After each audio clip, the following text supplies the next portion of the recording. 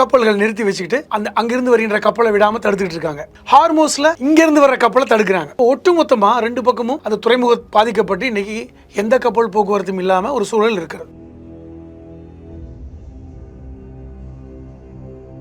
ஹார்மோஸ் இனி எதிர்காலத்தில் நாங்களும் அதில் ஒரு பங்காளிகளாக இருப்போம். ஏன்னா ஏற்கனவே நிறைய செலவு பண்ணிட்டாங்க. அப்போ அங்கே ஒரு டோல் போட்டு நீனும் நானும் சம்பாதிக்கலாம் அப்படிங்கிற ஒரு கோரிக்கை. இப்போ இப்படிப்பட்ட சூழ்நிலையில் இப்போ நீங்கள் அதை நாங்கள் ஒப்படைக்க மாட்டோம் அப்படிங்கிற சொல்லிட்டாங்க. ஒன்று. இரண்டாவது, முக்கியமாக ஈரான் கேட்பது, இந்த யுத்தத்தில் நாங்கள் பாதிக்கப்பட்டிருக்கோம், உடனடியாக கொடுக்கலனா கூட ஒரு 10 வருஷ காலத்தில் அந்த $800 பில்லியன் கொடுக்கணும். இந்த 3 கண்டிஷனையும் ஒத்துக்கிட்டா தான் நாங்கள் போர் நிறுத்தத்துக்கு வருவோம். எப்படி நடக்கும் போர் நிறுத்தம்?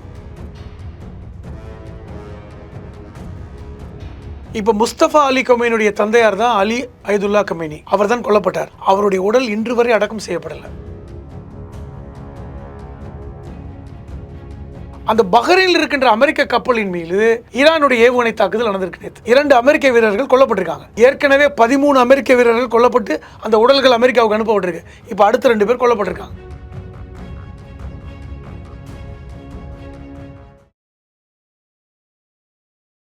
Periyar Maniamai Institute of Science and Technology, Tanjavur. ECE with specialization in AI and ML, IoT, robotics and industrial automation. ஆச்சி மசாலா. எந்த சமையலும் ருசி தேடும் ரகசியம் $20. ஹாய் யூஸ், இன்னைக்கு நம்ம இன்டர்வியூல நம்முடன் இணைஞ்சிருக்க சிறப்பு விருந்தினர் சர்வதேச செய்தி ஆய்வாளர் திரு புதுமடம் ஹலீம் அவர்கள். வாங்க பேசுவோம். சார் வணக்கம். வணக்கம்.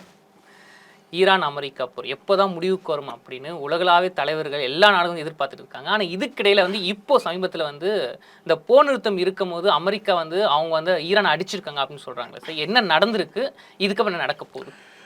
ஈரான் அமெரிக்கா சண்டையின் காரணமாக ஏன் எல்லாரும் போர் நிறுத்தத்தை எதிர்பார்க்குறாங்கன்னா, எல்லாருமே பாதிக்கப்பட்டுக்கிட்டு இருக்கோம். அதாவது உலக அளவில் 20% கப்பல் போக்குவரத்து நடக்கின்ற இடம் ஈரானில் இருக்கின்ற ஹார்மோஸ் தான்.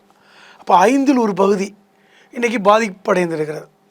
அதன் காரணமாக எல்லாருமே ஆப்வியஸ்லி நம்ம அதனுடைய பாதிப்பை உணர்ந்துருக்கிறோம். இப்போ பெட்ரோல் விலையில் பாதிப்பை உணர்ந்துருக்கிறோம்.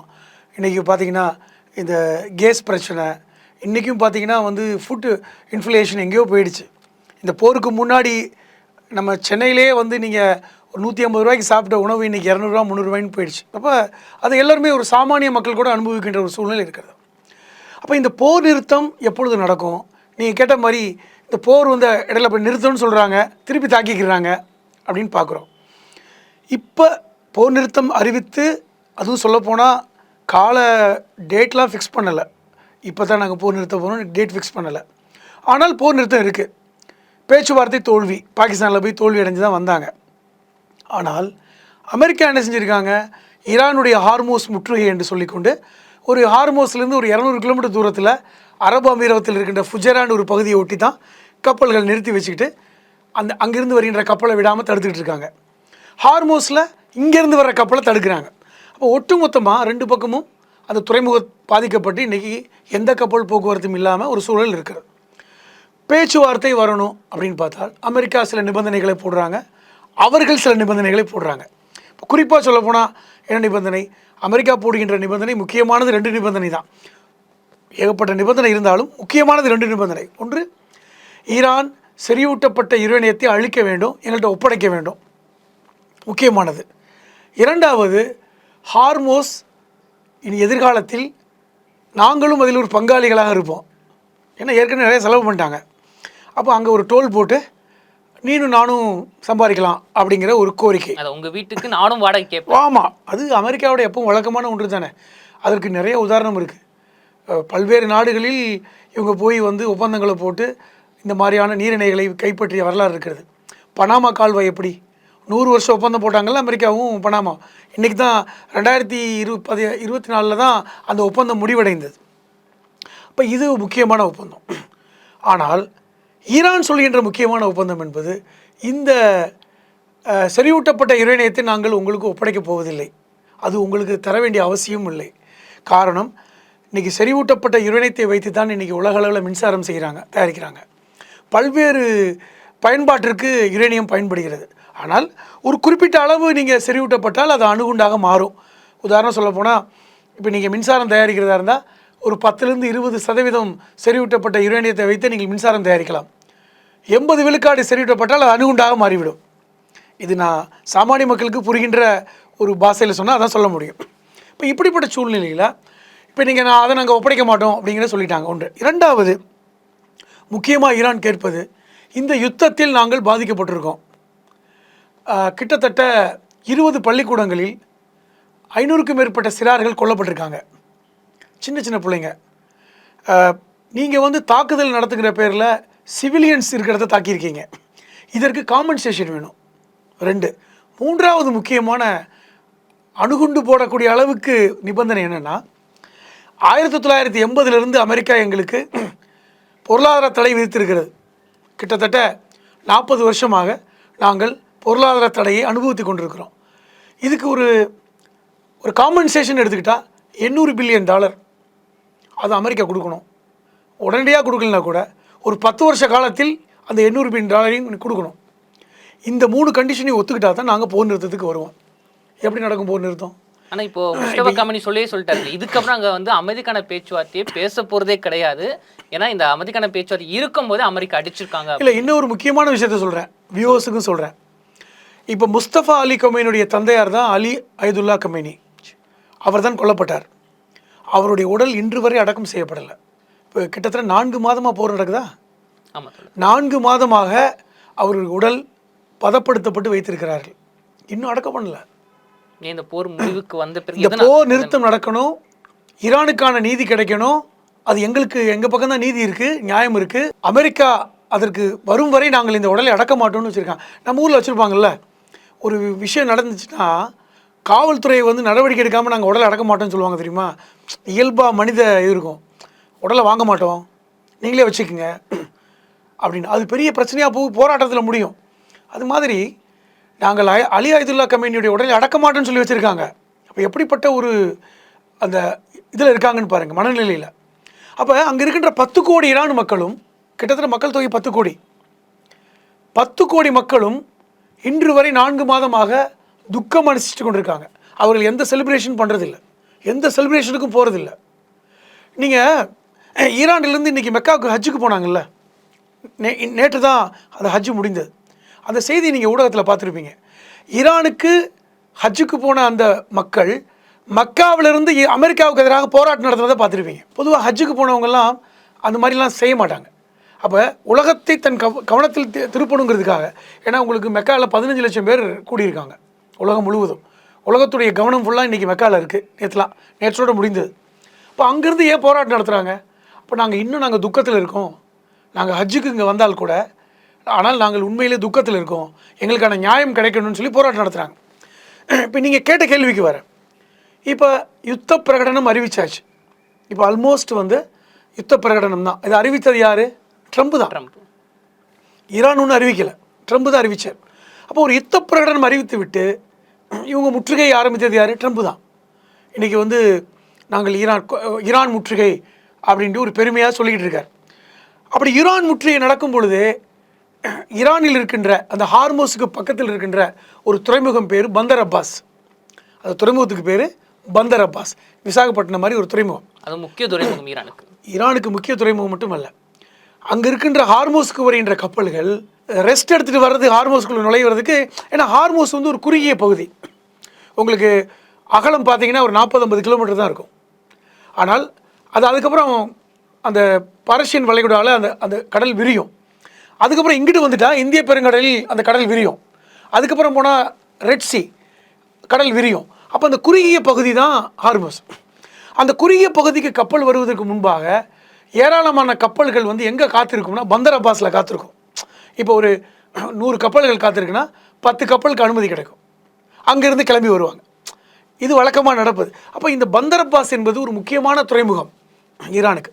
வரலாற்றில் கூட அலெக்சாண்டரால் ஆட்சி செய்யப்பட்ட பகுதி தான் பந்தர் அப்பாஸ். அலெக்சாண்டர் த கிரேட்னு படிச்சிருக்கோம்ல.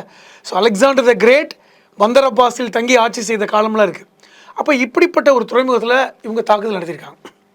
இது வந்து அமெரிக்கா என்ன சொல்கிறாங்கன்னா, நாங்கள் எச்சரிக்கை விதமாக செஞ்சோன்னு, தற்காப்பு.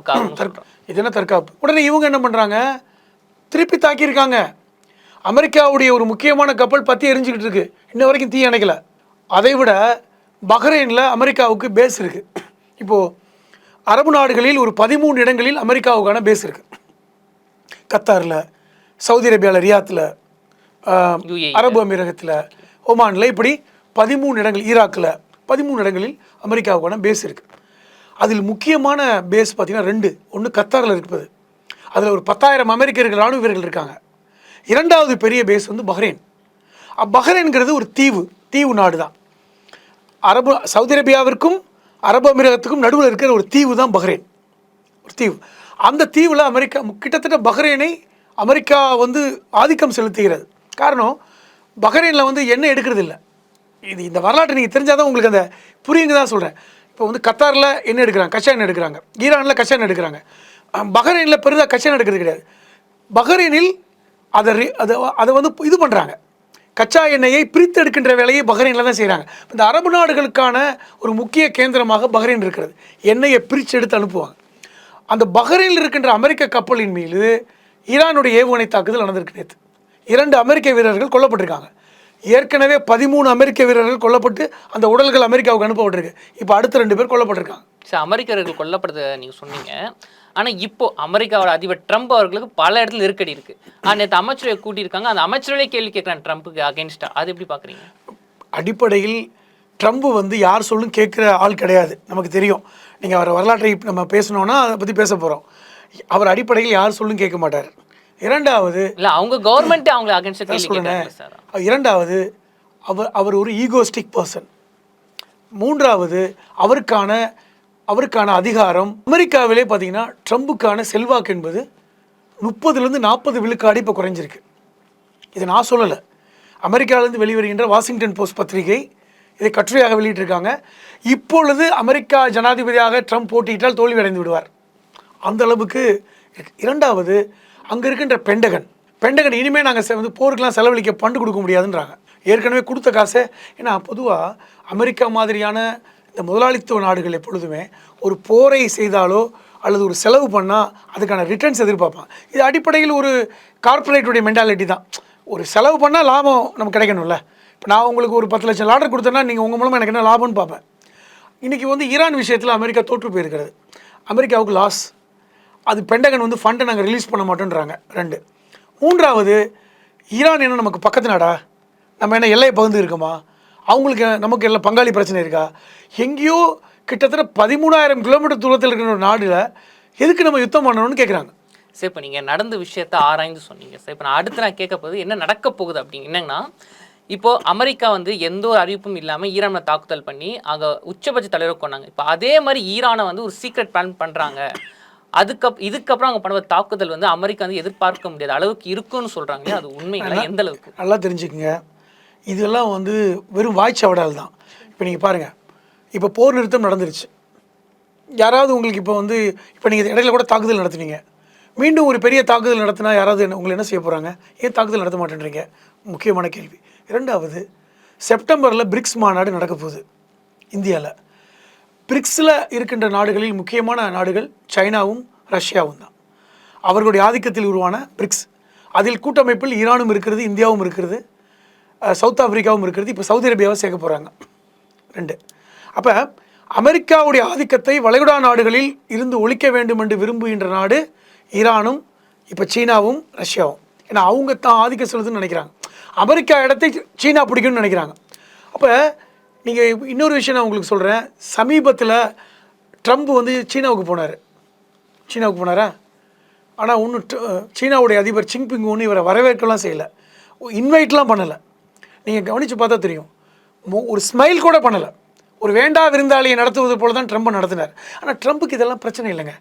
ட்ரம்ப் வந்து அடிப்படையில் இந்த மாதிரியான ஒரு அந்த மானரோசம், டிக்னிட்டியெல்லாம் எதிர்பார்க்குற ஆள் கிடையாது. அவர் போனது என்பதே ஈரான் விஷயத்தில் சீனா தலையிட வேண்டாம் ஒன்று. இரண்டாவது, ஜின்பிங்கையும் அவருடைய மனைவியையும் நீங்கள் வெள்ளை மாளிகைக்கு உங்களை நாங்கள் இன்வைட் பண்ணுறோன்னு இன்விடேஷன் கொடுக்க போனார். இவர் போய் 2 நாளில் யார் போனது? ரஷ்யாவுடைய அதிபர் போனாரா? போய் 20 ஒப்பந்தங்கள் போட்டாங்களா? 20 ஒப்பந்தங்கள் போட்டதுக்கப்புறம் மீடியாவில் 2 பேரும் ஒன்றா நின்று பேட்டி கொடுத்தாங்களா? என்ன சொன்னாங்க? ஈரான் விஷயத்தில் அமெரிக்கா இது போன்ற விஷயங்கள் மூக்க நுழைக்கக்கூடாதுன்னாங்க. இப்போ தானடா வந்துட்டு போனார், நேற்று தான் விருந்தாளியாக வந்துட்டு போனார் ட்ரம்ப்பு. இன்றைக்கி வந்து இப்படி பத்திரிகையாளரை பேசுகிறீங்களேன்னு உலகம் ஆச்சரியமாக பார்த்தாங்க. அப்போ என்ன நோக்கம்? தெளிவாக இருக்குது. அமெரிக்காவை இந்த மத்திய தரை நாடுகளிடமிருந்தும் ஏசியாவிலிருந்தும் அப்புறப்படுத்த வேண்டும் என்கிற இடத்துக்கு இன்றைக்கி சீனாவும் ரஷ்யாவும் நகர்ந்து விட்டாங்க. அதற்கு துணையாக யார் தெரியுமா இருக்கிறாங்க? ஐரோப்பிய நாடுகள் துணையாக இருக்காங்க. அதுதான் ஆச்சரியம். அதுதான் ட்ரம்புக்கு பெரிய தோல்வி. இன்றைக்கி ஸ்பெயின் வெளிப்படையாக அறிவித்து விட்டது, நாங்கள் அமெரிக்காவுக்கு இனிமேல் அவங்களோட எந்த குடுக்கல் வாங்கலும் கிடையாது. இங்கிலாந்து, பிரிட்டன் இன்றைக்கி அமெரிக்காவுக்கு எதிரான ஒரு விஷயத்தை முன்மொழிஞ்சிருக்காங்க. அப்போ இப்போ இப்போ எப்படி போயிட்டுருக்கு? அப்போ எப்படி நீங்கள் போய் யுத்தம் பண்ண போகிறீங்க? இப்போ நீங்கள் மீண்டும் யுத்தம் நடத்தினால் அது மிக விபரீதமான ஒரு யுத்தமாக தான் முடியும். அது அமெரிக்கா நடத்தலாம் சரி, ஈரான் நடத்தலாம் சரி. உண்மையிலே சொல்லப்போனால் அமெரிக்காவால் அப்படி ஒரு யுத்தத்தை நடத்த முடியாது. எழுதி வச்சுக்கோங்க. நீங்கள் நினைக்கிறீங்கல்ல திருப்பி மீண்டும் ஈரான் மேலே அமெரிக்கா யுத்தம் நடத்தி விடும், அழிச்சிடும், பண்ணி பாருங்கள். ஆனால் இது ஈரான் பண்ண முடியுங்களா?